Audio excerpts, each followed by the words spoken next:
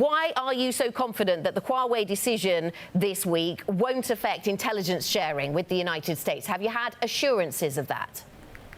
Good morning.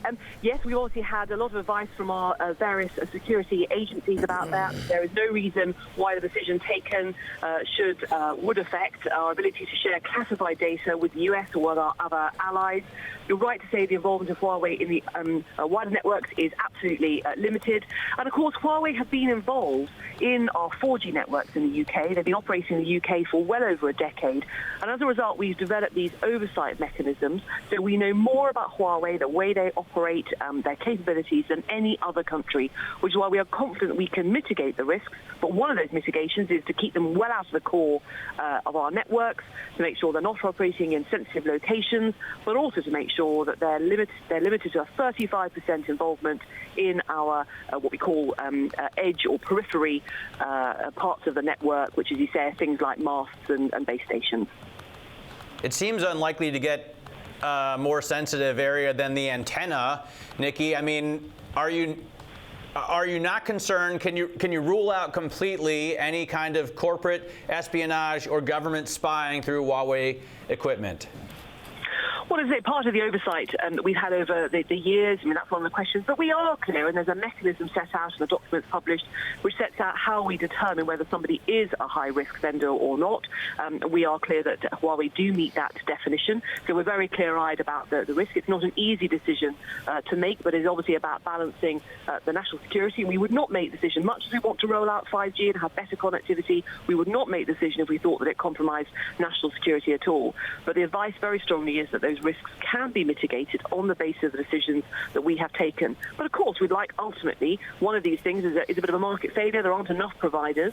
And so we would like eventually to have more providers to work with the US and other countries and creating or supporting companies to have this capability to supply to the UK so we don't have to rely on high-risk vendors in the future. I heard an interview with Ericsson yesterday, Nicky, though, and somebody from Ericsson saying that they do provide this technology. Is it the case that this decision has been made to smooth the path towards a trade deal with China?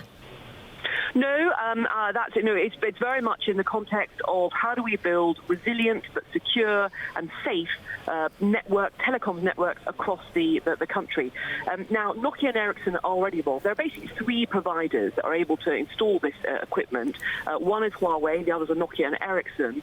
But we would never want to rely just on two vendors, just for reasons of resilience. That's why a third provider is necessary. And as I say, at the moment, it's deemed to be Huawei. It's a high-risk vendor.